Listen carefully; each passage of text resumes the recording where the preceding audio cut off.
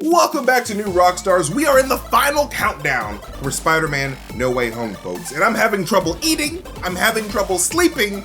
I need Spider-Man now. Just like J. Jonah Jameson needs pictures of Spider-Man. I just can't take it anymore. Break open the multiverse already. This is Rogue Theory, the show where we pitch the wildest theories for the nerdy titles that we love. My name is MT, and going rogue with me today is our very own master of the multiverse. It's Jessica Clemons. What's going on, Jess?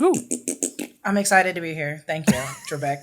Oh, are you speaking rock bottom? Mm-hmm. I don't understand your accent. Sorry. SpongeBob jokes. I love them. And also joining us is the host of the Mass Effect Adventum podcast. It's Matt Acevedo. What's going on, Matt? What's up, man? Dude, that was like, perfect. That was perfection. It's good to be back. And finally, the host of the Filmlosophers podcast. It's Eddie Villanueva. What's going on, What is up, guys? It has been a year of great things, and we're going to hit this end on strong, and we're going to talk about some Spider-Man. We are just days away from the premiere of Spider-Man No Way Home in theaters next week, and this is our last Rogue Theory before the release. So, it is time to make some final predictions, gang. So that brings us to our first topic of today. Who will be the most surprising cameo in Spider-Man No Way Home? Because we're just going to run through a list of all the major cameos we expect to see in No Way Home and discuss the likelihood each will appear at some point during the runtime. So feel free to use a percentage certainty here. So 80%, 90%, just put some odds on it. So let's make some final bets. So let's start off with Tobey Maguire and Andrew Garfield as Peter Parkers. What are the odds there? I think that's an easy 100%. I would bet money. I would bet, I'm not a gambling man, but I would bet my fake money on this, their appearance. I really do. Yeah. And I think I know when they're going to appear. On both of them. I definitely think both of them are going to. And Andrew Garfield, in all of his interviews, is playing super coy. He's like, oh no, stop it. I'm not in it. No, that guy's totally in it. And so is Tobey Maguire, but Toby's better. Job. He's doing a terrible job. Job. I think so we all saw that last trailer. Where we saw Peter falling and reaching for Mary MJ, right? Kind of reflecting on it reminded me of the Gwen Stacy scene. Yeah. I think Right. This might be too fan servicey, but I think that's when they're gonna show up, which I hate. I personally hate it, but I think that's when they're gonna show up. Andrew Garfield's gonna be like, no, not in this universe. Right. I personally hate it. I hate it, but I think that's when they're gonna show up. I'm not gonna go 0 for 2. I have to agree with Matt. I think it's one of the most for sure things we do know, despite no confirmation of it at all. Aside from little clips here or there, people who have taken trailer footage from early trailer releases. I think that's the one thing that we can actually say with pretty good certainty that it's going to be 100%. They'll be there. This movie's just. Okay. I'd be surprised if they weren't. Okay, so let me just extra clarify this, because I said Andrew and Toby as Peter Parker. Is there a chance that these two could be a variance of other people, different characters, or maybe potentially, and this is what I think personally, that these two could very much be Mysterio illusions, because Andrew Garfield is very much saying, I'm not coming back as Spider-Man. So it's either he's a variant or he's a Mysterio illusion. So what are the odds of them coming back as not really their Peter Parkers, but as a variant or just a different type of character? I think that would be an interesting take. I don't know if that's a real big possibility, because with everything they've done to dance around it, I feel like doing something like that would completely just dissatisfy fans all over the place. Oh, you're just a mirage. It really would. And the fact that you have somebody upset. You have somebody like Mysterio who has no idea who these particular people are, having them come in and then having the audience recognize them for being Spider-Man, but having the actual villains in there or whatnot. It would be really, really interesting to kind of get that information into Mysterio's head to be able to create that. But who knows? Right. We've seen worse. It's how meta can we get? How meta can we get in this universe? Maybe Mysterio ends up making the Raimi Spider-Mans, and he's oh my god, that's how meta. That would be crazy. No, that'd be crazy. Once again, if that happened, I'd hate it. I'd hate that, and I think it'd be a disservice if they were just like illusions. But you never know. All right, so not as high of a likely there for you guys as much as them being actual Peter Parkers. If we were supposed to put a number on it, I'd say like that one, 30%. Okay, 30%. 30%. Okay. Yeah. Okay. Yeah. Now let's move on because we also got the Venomverse. So Tom Hardy as Venom, Eddie Brock.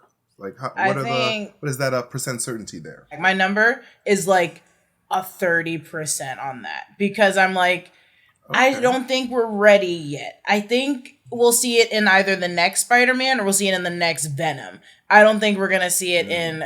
I think it was just like see how crazy everything happened was, but I don't think there's so much going on. I don't think we're ready for Venom to just like jump in out of nowhere when we're already getting all the other villains, and then we're getting Tobey and we're getting Andrew Garfield, just like one at a time. And then I think, which we'll get onto later, I think Charlie Cox will also be in it. So it's like that's too many people. There's too many people, too many hands in the cooks.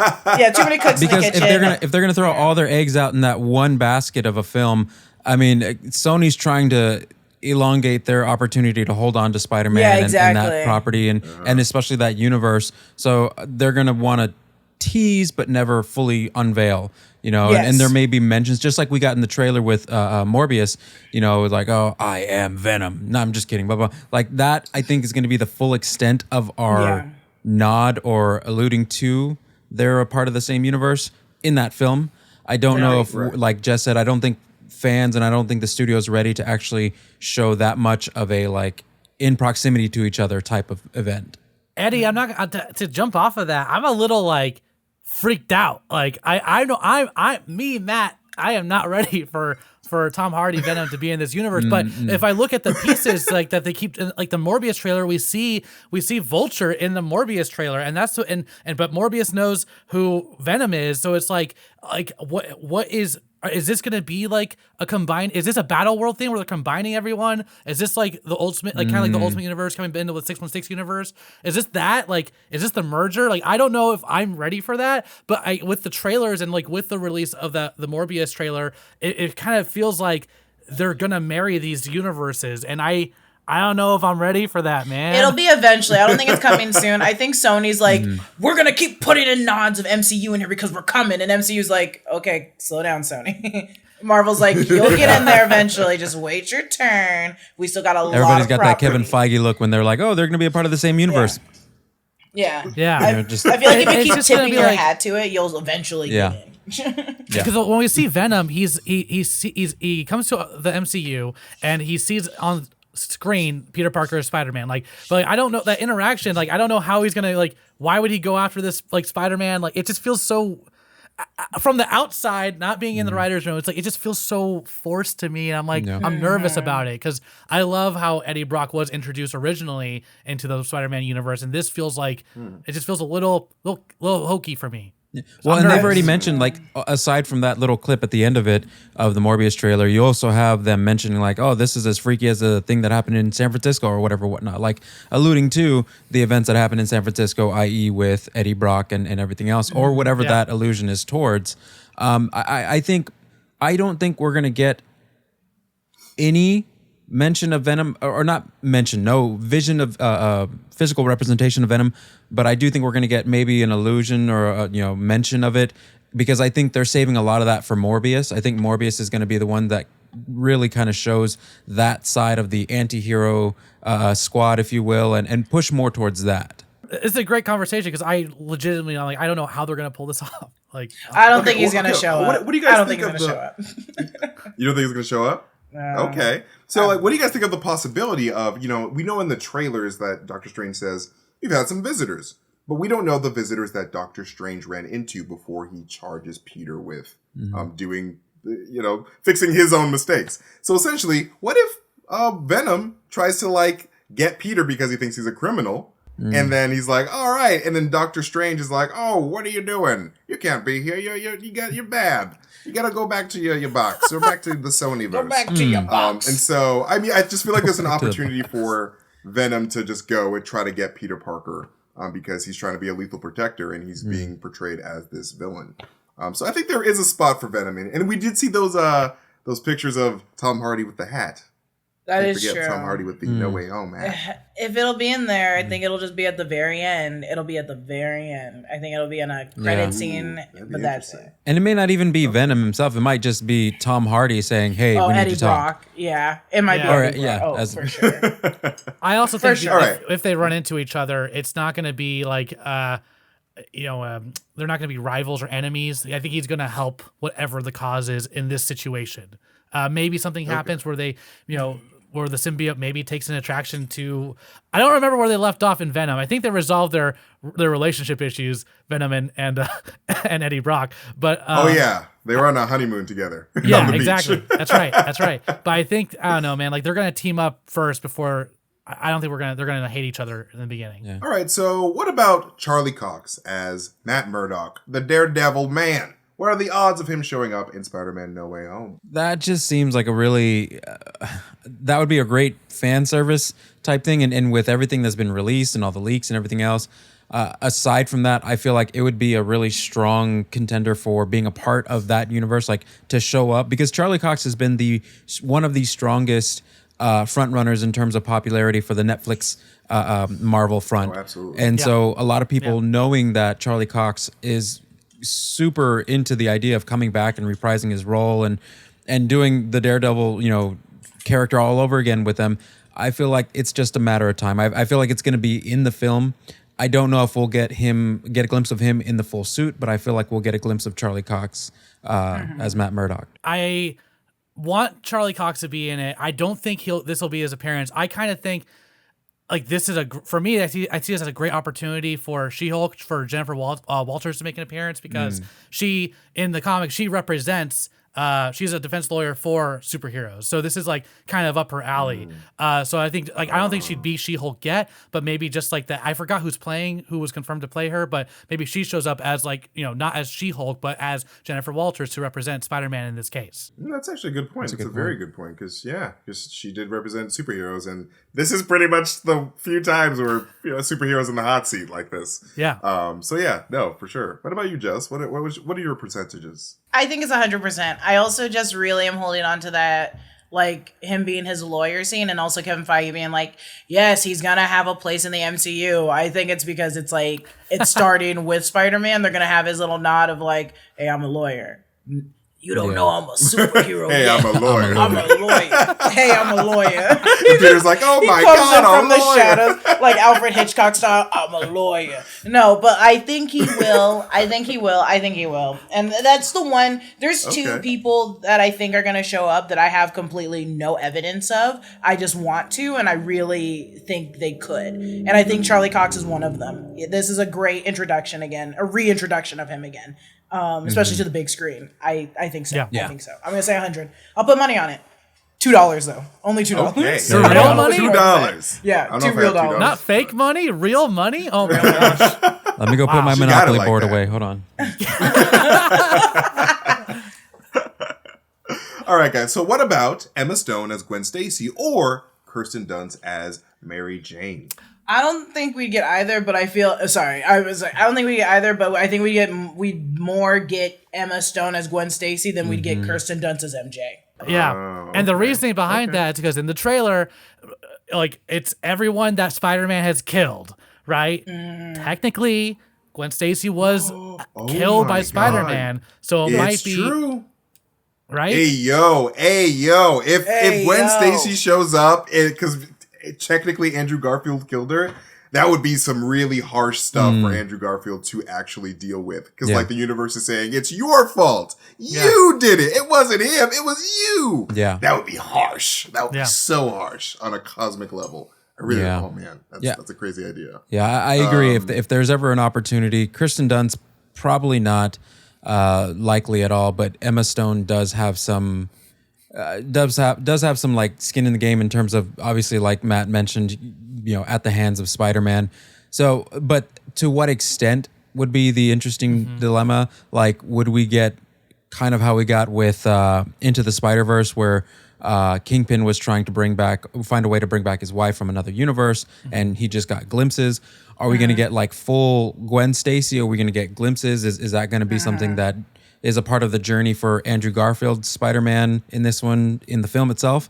You know, recognizing obviously, you know, oh, if these are the ghosts of, you know, that are at my hands, then, you know, this is something that I have to hold myself accountable to, kind of thing. But yeah, I think Emma Stone's more likely. I don't know how strong of a percentage I think that holds. Maybe like 25% possibility.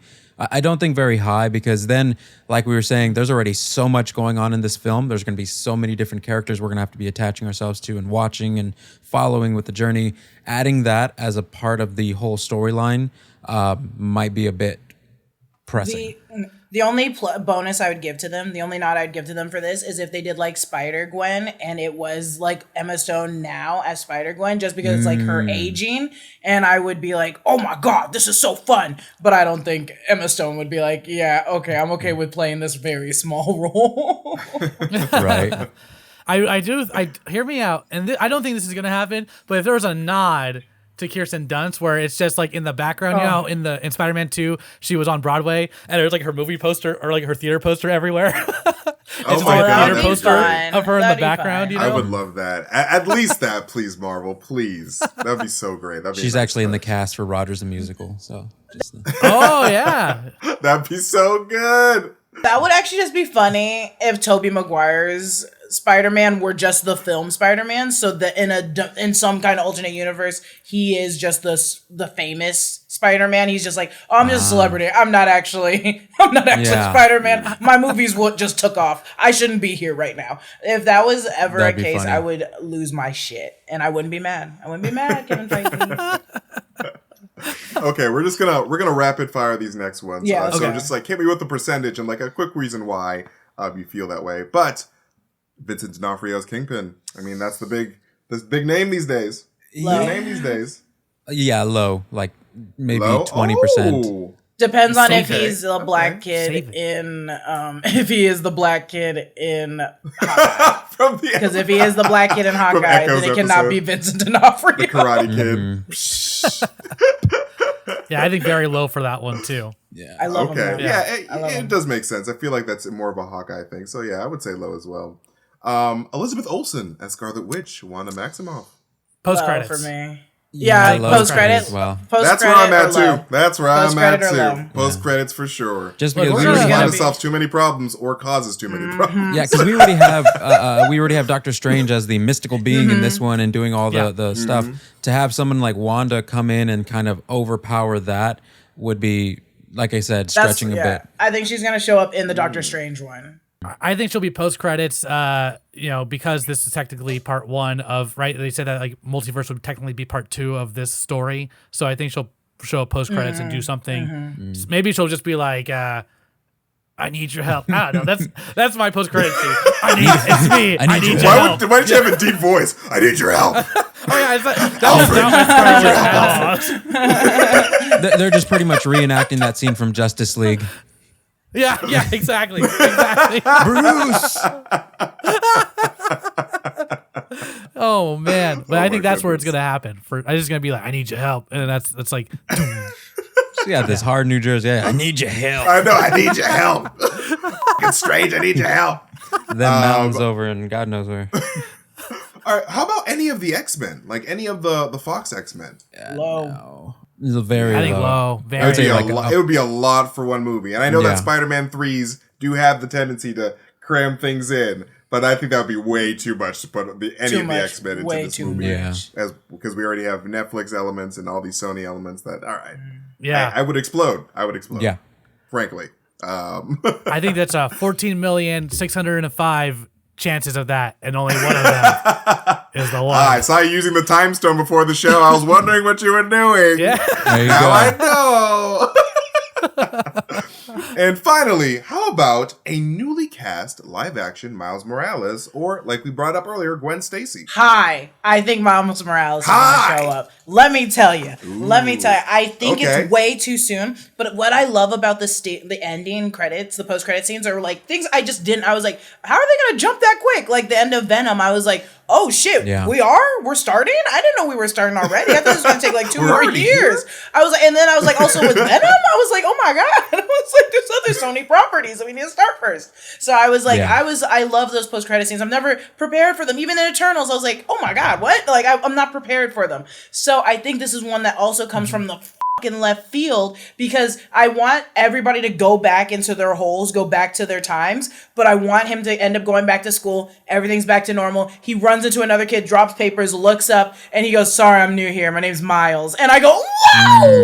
So I want that to be the end credit scene, because he didn't go back in his portal. I think he stays in this timeline. And I want that to be like something we see. I want him to just show up at his school, be going to the same school, just transferred, Miles Morales. Like, so Miles, I'm holding on to. Very satisfying.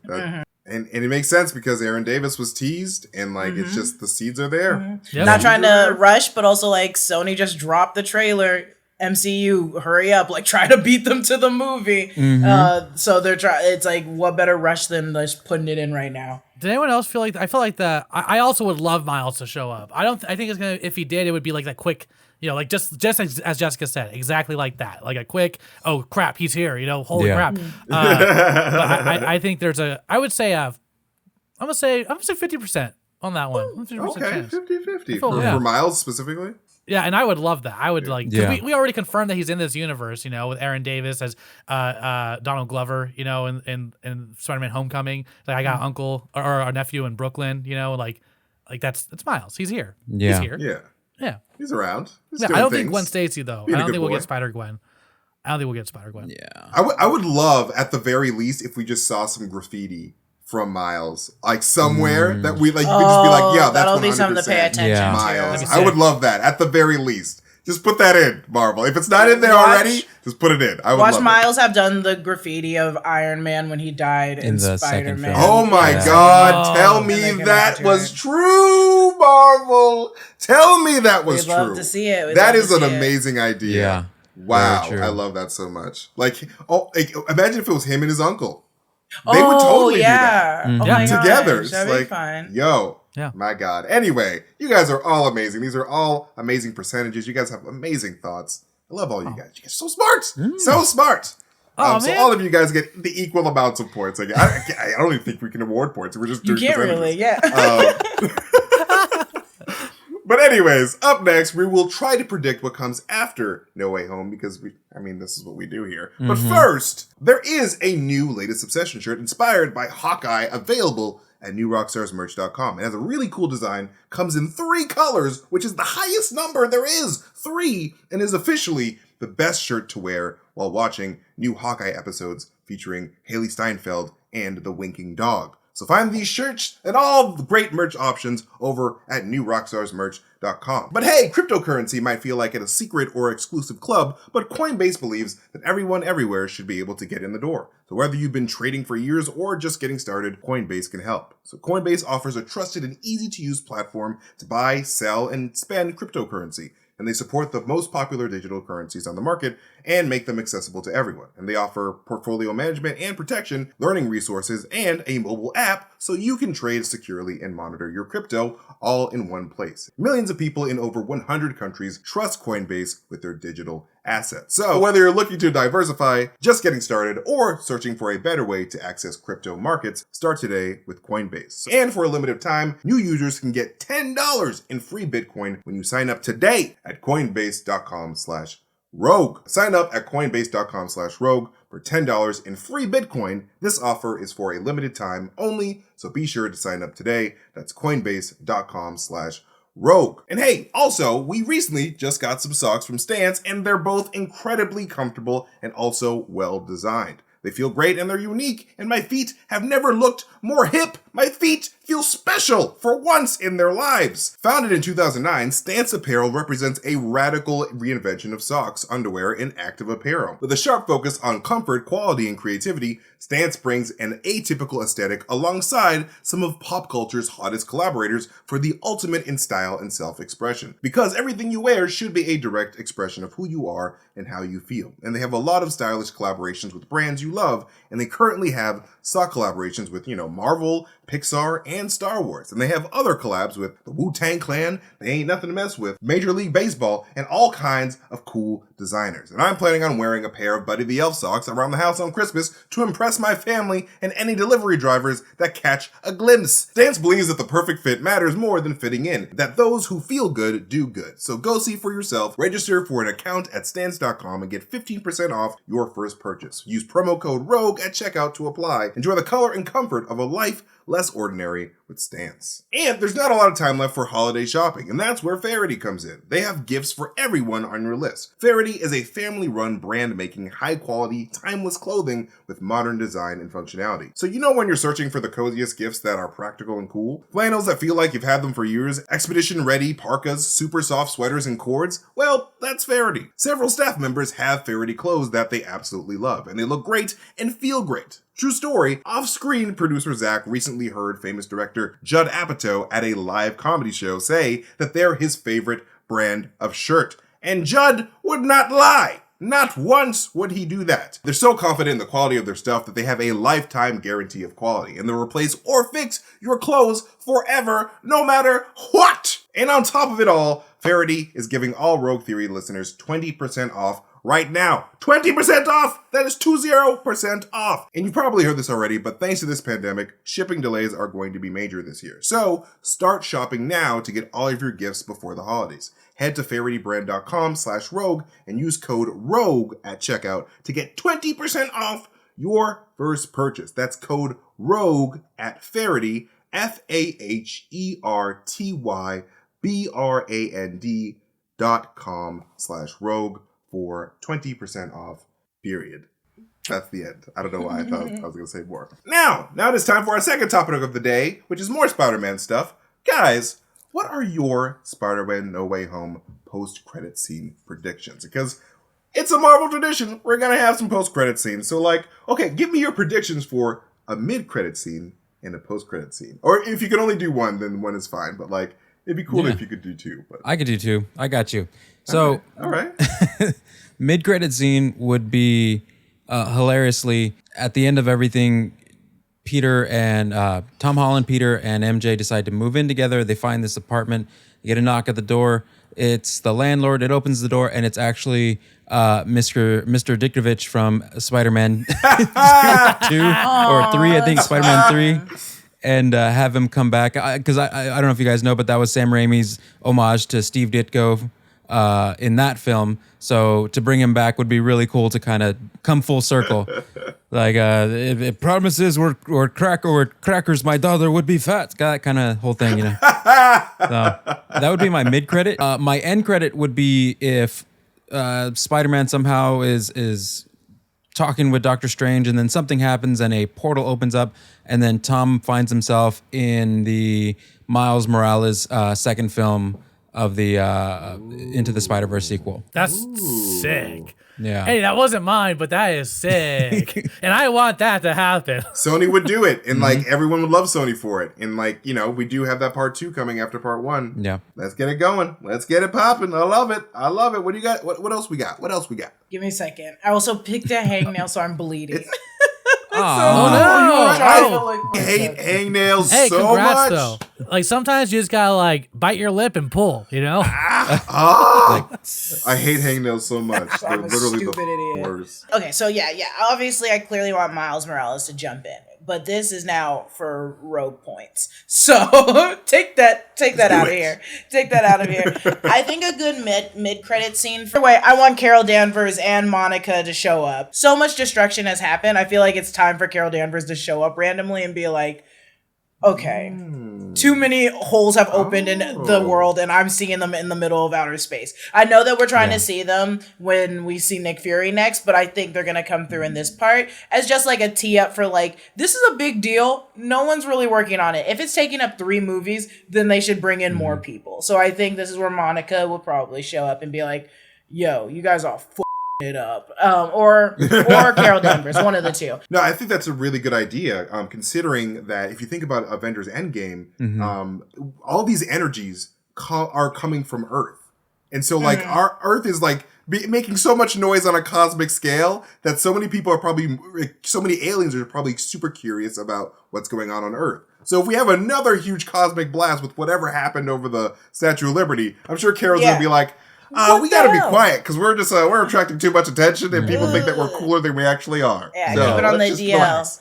And I think for a post-credit scene, and this is just as kooky as the Miles Morales, if not just completely crazy. I think as everything is kind of settled down, it's quiet. We're like on an alley, and then out of the trash pops Deadpool, and he's like, "What did I miss? Like, what's going on?" And that's how we finally get our introduction and connection. Oh my God! I would cool. shit myself. I would poop my pants. I would poop my pants. That would be the biggest. Out of nowhere, I would love it. I would absolutely love it. Oh my God. Yeah. Or if he fell through his own little portal. Like, maybe they thought they cleaned it all up, and then he just falls through and falls into the trash. And when he gets out of the trash, it's Deadpool. If you're telling me that the next Spider-Man movie is Spider-Man and Deadpool, that would sell a bajillion. I would watch it a million times. $1 billion. Because like we don't get actually resolution at the end of the second Deadpool movie when he's traveling through not just because all we know is just time, but maybe through the course of whatever happens in Spider-Man. Maybe we get like a slight glimpse of something of like while he's traveling, it gets bumped into another, universe timeline and then shows up. I mean, that would be really cool, and that'd be a really interesting way for them to introduce him. Yeah. Kudos. And X-Men Nice. in general. It's like, X-Men, they're coming. Here they are. It's like, where's the bald man in the wheelchair? I got to go look for him. He knows the answers. I think so these can be kind of reverse. I don't like. I do think there will be like a funny one in the middle, and this is pretty funny. You don't have to say that because I just set myself up for it to not be funny. Anyways, but I think these can be you can flip these, right? So the first one is I think there's definitely going to be a connection with with Doctor Strange, and this will be at the very, very end. At the last credit scene, it's like Doctor Strange is like, they got all the Spider-Man villains away, but there's some things aren't right. Things are not right, and that's when walks through one of the portals is Shang-Chi and Katie walk through because they talked about how the rings were like there's like a beacon, and I think it's going to tie into Multiverse of Madness. I think that we'll see a glimpse of that.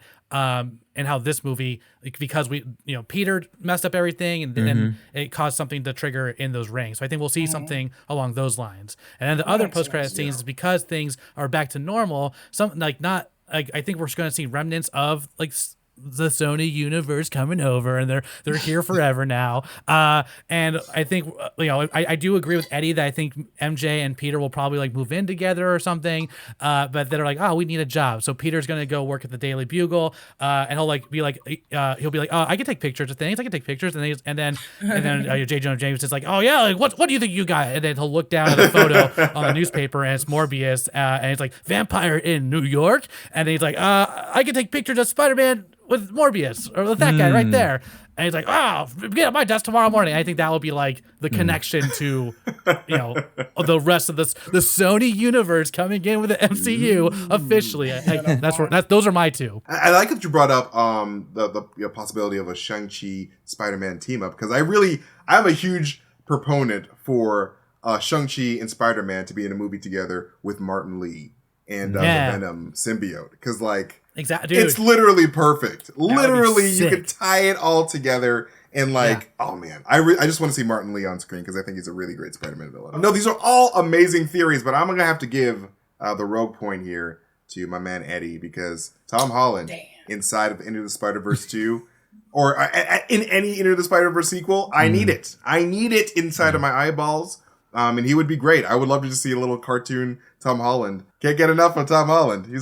He's America's treasure. Wait, no, he's not from America. He's Britain's London's treasure. I would love it if he even if he wasn't animated, he got Roger Rabbited into that universe. I would love it, bro. It would be great. It would be so cool. The first thing he meets is Spider Pig, and it's just it'd be great. What are you doing here? But yes, these were all great answers. But before we continue, guys, there is nothing sexier than confidence, and Blue Chew can help give you confidence where it counts. Blue Chew is a unique online service that delivers the same ingredients as Viagra and Cialis. Wait, are you guys laughing at the Blue Chew thing?